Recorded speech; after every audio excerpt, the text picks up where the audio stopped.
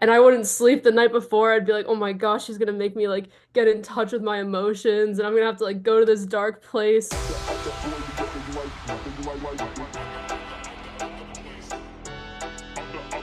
What's up, everyone? Shakiel here for EDM.com, and you know who this is. To my left, ahead of her 15-date tour here and now, starting April 11th, Steller, how are you? Hello, I'm great. And Senior Director of Outreach and Experience for To Write Love on Her Arms, Chad Moses, how are you doing, sir? Hey, I'm doing great, man. How are you? I'm doing well. Thank you both so much for being here. Um, there's so much to talk about, particularly how you guys are linking up for this tour. Before we get there, though, I want to begin with a visual exercise. So, Stellar, if you'll help me out here, I'd like you to paint the picture for me. You're at Okay. Okeechobee. Yes. Everything is going wrong. The weather's not Oh my supporting you. God. The tech isn't Yeah. supporting you. But at some point, everything comes together, and you just see this stampede of fans rushing to your set. What is going Yeah. on through your mind? That was actually so crazy. That was 2 years ago. But Okeechobee is like one of my all-time favorite festivals. So I was already so excited to be playing it. And like I probably shouldn't have had any expectations, but I was just like stoked. I was playing on such a cool stage. And then like I get on stage and the stage like isn't open yet because of like wind and weather. Mhm. So I was feeling a little bummed out. But then they were like, okay, you can play like, we're gonna open the gates. And then all of a sudden, like I'm playing, no one's there, and I just see like this like mass crowd like running full speed to the stage. And it was like the craziest feeling ever because I was playing a little earlier, so I wasn't sure what the turnout was gonna be like. But yeah, it was insane. And then like once everyone was there, I was getting into my set, the generator tripped. So like all the sound got cut out. So my set was only like 30 minutes, but I mean, it was still awesome. You make them. I don't want to. The name coming to me is Zingara. I don't know if that's just because you two are tight, but I feel like she had a similar Yeah. experience that I talked to her about at another festival, or like same deal. Oh, really? Oh, Weather, yeah, I yeah. think her New Year's show, something with like the sound getting cut out like happened or something. You know, that's how you know it's live music, best kind of Yeah. music. Um, One of the things that, as you're sort of talking about this tour, that stuck out to me is how when you're performing or you're making music, it's some of the times where you feel the most present. But I am Mhm. curious, how do you feel the other times when you're not making music? Like, what's sort of the polar opposite of that for you? Um, yeah, definitely like music is my meditation flow state, and when I'm playing it, so that's why I'm probably doing this and like just amongst other things. But yeah, I feel like a lot of times I feel kind of like scatterbrained and chaotic and anxious or like in my head about stuff. So it's really grounding to be able to create and just like express myself in that way. And that's also like why I was so keen on partnering with To Write Love on Our Arms. And I'm so happy that we were able to make that happen because I just love what they stand for and the message and what they're doing. And I've also like known about them for years, like back in my Warped Tour days, and like I've seen them at festivals. So it was just really cool and full circle. So let's touch on that then. You are partnering together to bring mental health awareness as part of this tour. I guess, Mhm. Chad, just to give people a little bit of context and background, can you tell them a bit about To Write Love on Her Arms mission statement? Absolutely. So we are a nonprofit. We're called To Write Love on Our Arms, and we exist to present hope and find help for anyone struggling with mental health challenges. That's stuff like depression, anxiety, self-injury, substance abuse, addiction, suicide, anything that you're walking through that feels too heavy to carry on your own. We're there to help build better bridges to connect people to local and affordable options for care. So if we're going to build a bridge, that means we need to know where we can meet people. You know, we know the destination, but so much of our job is finding creative ways to engage people with wherever you naturally find yourself. Maybe that's the Warp Tour. Maybe that's Okeechobee. Maybe that's online. We actually got our start 19 years ago on MySpace, and from there, it's really just taken on a life of its own as people have found a sense of solidarity or a sense of encouragement or just the ability to speak freely and authentically about what they are going through and really rally around each other. And that where you currently find yourself, that's not the end of the story. That's not the entirety. I think if we were to really try to define hope as anything, hope is the belief that things can change. So we're there trying to enable and encourage and empower that sense of change. So how does this partnership come together? Yeah, Um, man. yeah. No, After you you, go, you Steller. go. Yeah, well, so for us, I said MySpace was where we got started, but that's only in our like kind of digital outreach. But music has always been at the core of what we do, and I think that's for a number of reasons. It's really not because we were coming from a world of super sophisticated marketing campaigns, but we like to show up where we feel most alive. I think for a lot of us, music is a place that we're reminded that it's okay to find things worth singing about, that there's things in life worth screaming about, there's things in life worth dancing about, and there's things in life worth sharing with other people. The reason why this tour happens, the reason why these festivals happen is because people show up. And for a lot of us, music is a place we've run to make sense of our lives. And then kind of extrapolating that out to why is it important to meet people there? It's look, man, like you just showing up to a show changes everything about that place, both physically and metaphysically. But if you think that you're showing up to, well, the first show is at Chemistry, is that right? Yeah, Down yep. in Fort Lauderdale. Mhm. You showing up in that room changes how that sounds. Like that's just how physics and music works. Yeah. That your Mhm. body is going to make that room sound different. That night would be utterly changed without you there. And that's the case for your life in your community, that Mhm. you are irreplaceable. You are the onlyest you that's here. And that's a resource that's worth our admiration and worth finding ways to sustain it. I love that. Oh my gosh. Yeah, that was so beautifully put. And just to like piggyback on that, I feel like music is an escape for like a lot of people.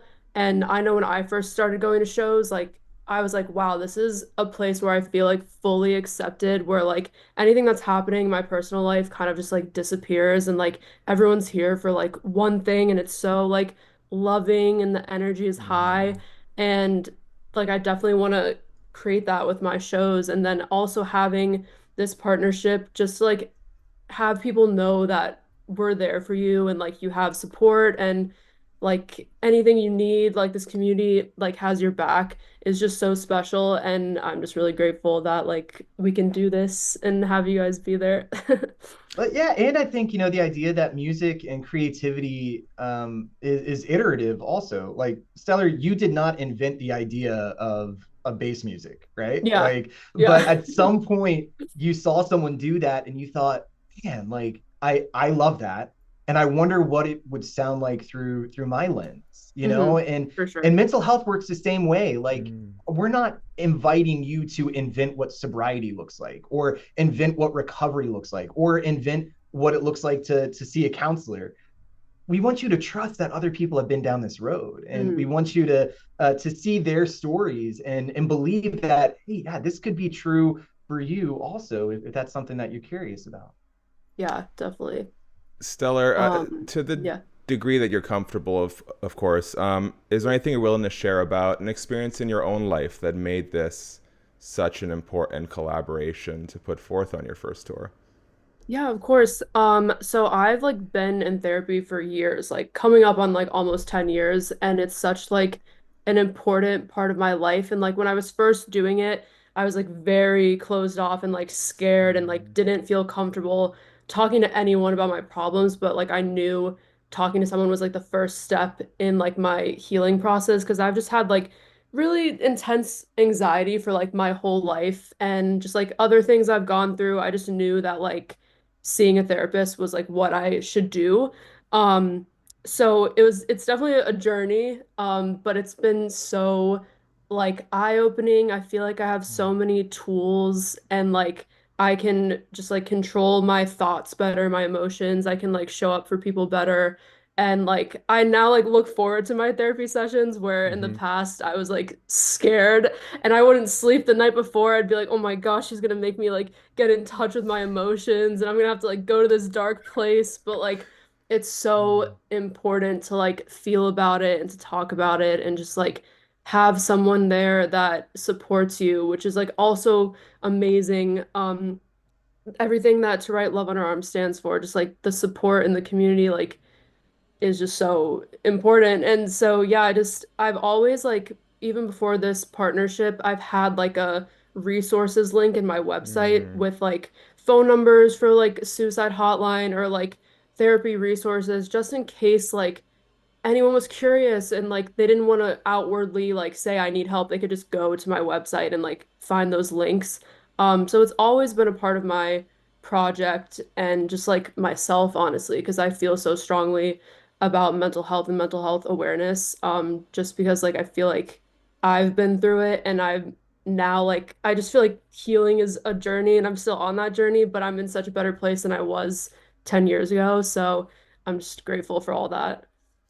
I saw an Thanks interview for you sharing. did with Bold Journey, and you talked about sort of learning to push past fears and not let fears hold you back. And that Oh my resonated with gosh. me a Yeah. lot because I have some very anxious people in my life, some of whom I know Yeah. for sure are watching this and reading this story. Mhm. Um, is there like one piece of tangible, practical advice you could give someone who wants to sort of push through and test their boundaries or try the Yeah. things that they're scared of, but is just feeling a little held back by that? Yeah, definitely. I used to be so scared about everything, about posting, about releasing music, like just everything. And once like you can just learn to trust yourself and let go, it's just like actually incredible the way that like the universe or whatever you want to call it responds to that. Um, and just like I know it's so much easier said than done, but for example, like I used to be really scared to like post content. I was so worried about what people would think about me or like if they thought I was cringe or like if they didn't like my music.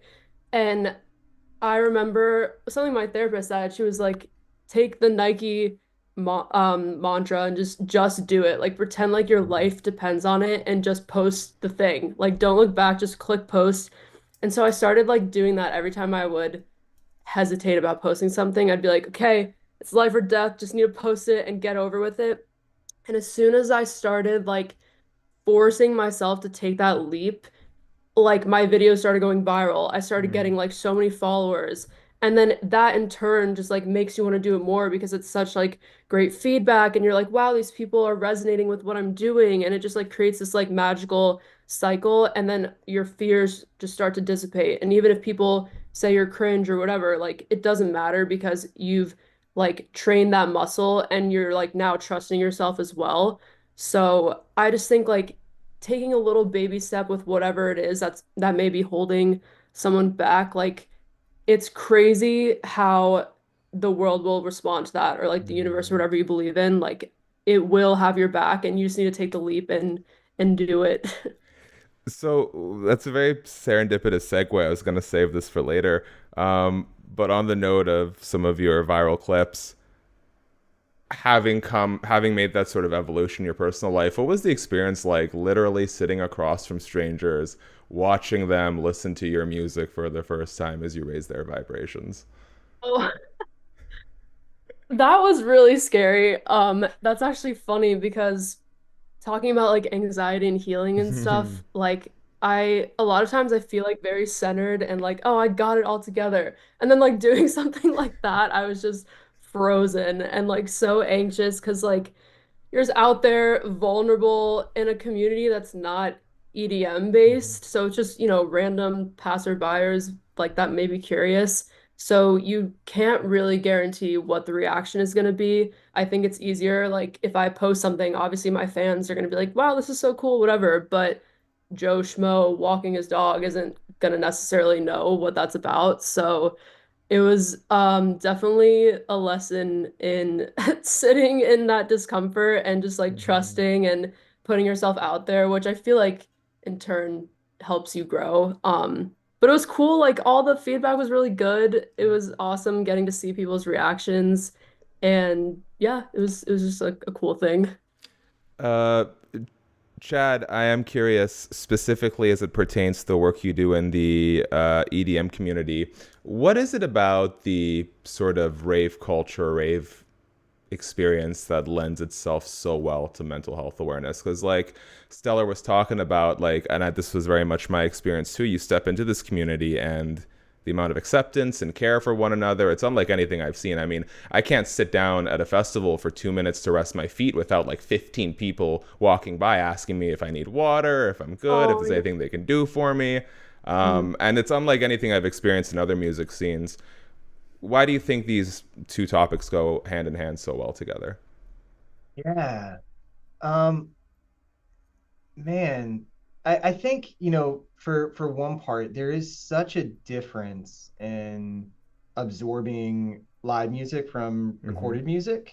And um, like the the intentionality that artists have, especially in the EDM world, with the visual presentation of what they're trying to do sonically as well. Mhm. There's so many moving parts at play, but so many of those moving parts are the bodies in the pit, the folks that are there to experience it. Like the times you'll go to a rock show and you just see a ton of people. Like if you're not physically in the pit doing a lot of moving, everyone else is just kind of on the edge, arms crossed, or you don't.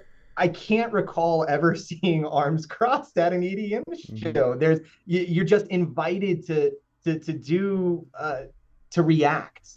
You're invited into that movement. So much of it is like, again, your presence is part Mm-hmm. of the show. Not that you're taking attention away from the light production or from the artist who's mixing or DJing or what have you, but the times where I can just kind of zoom out of these live experiences and just see how many ravers, how many folks are making eye contact with one another. And Mm-hmm. that's just something you don't get at so many of these other, genre shows. I think beyond that, you think about some of these massive events, the Okeechobees of the world, the Electric Forests of the world. You have this premium that's put on getting back in touch with a more innocent part of yourself, a Mm-hmm. more playful part of yourself.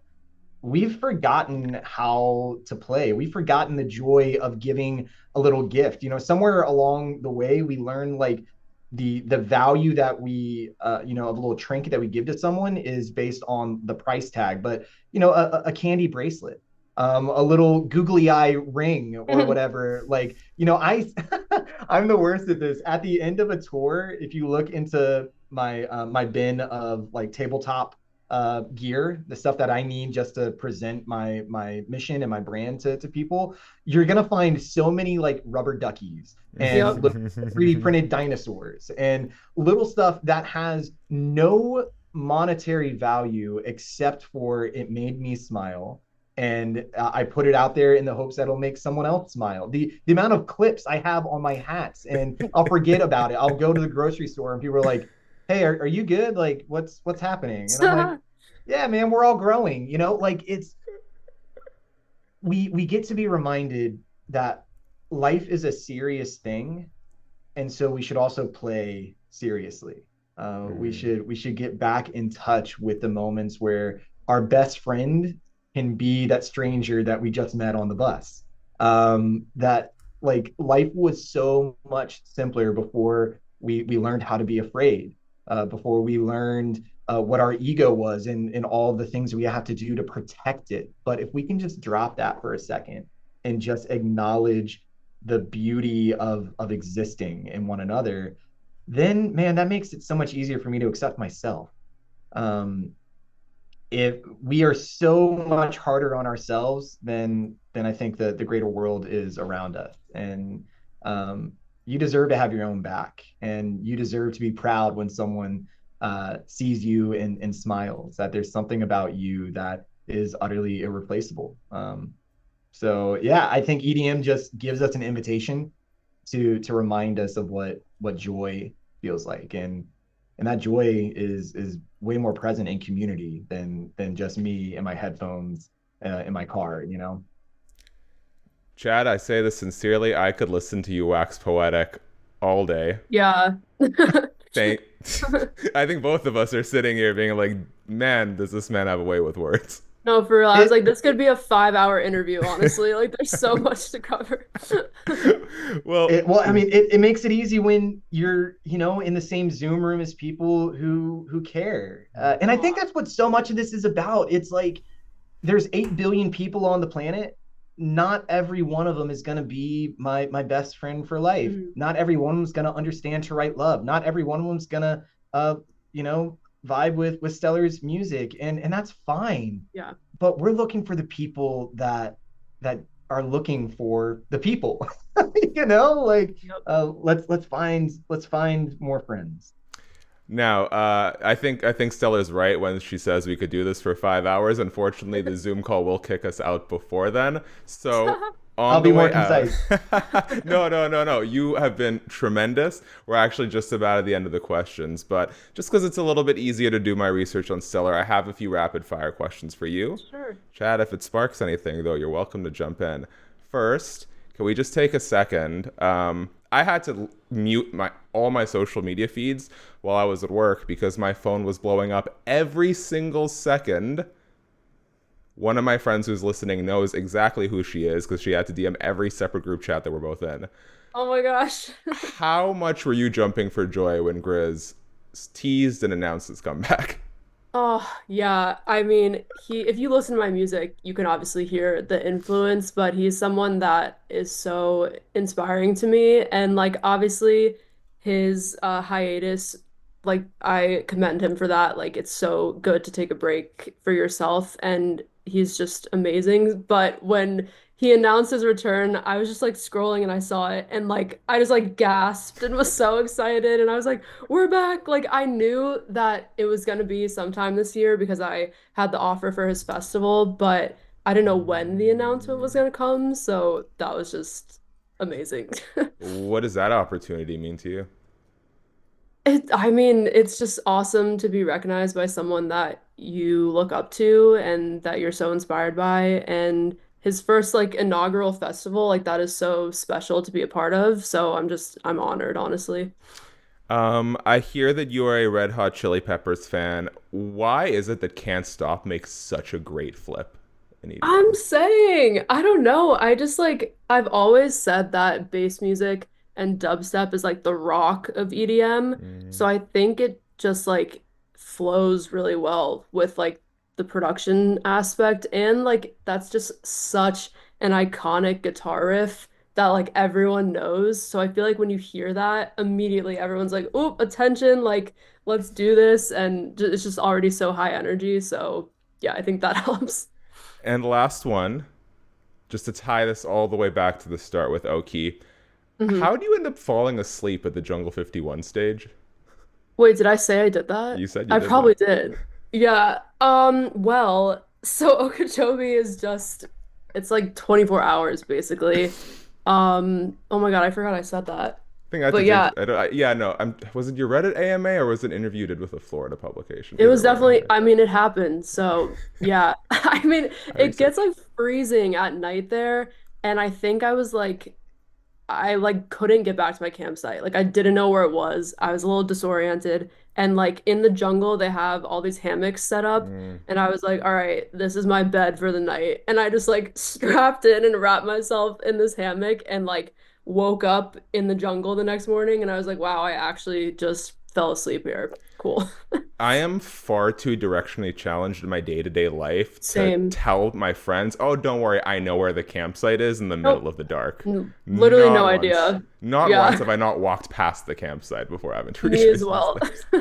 steps. Guys, this brings us to the end. I want to let you two have the last word. So very quickly for me, guys, thanks so much for watching the video. Subscribe, tap the bell, thumbs up, all that good stuff. Check out the full feature with Steller and Chad over at EDM.com ahead of the Here and Now tour in partnership with To Write Love Hunter Arms. Chad, we'll go to you first if there's anything you want to tell the people, and we'll pivot over to Steller.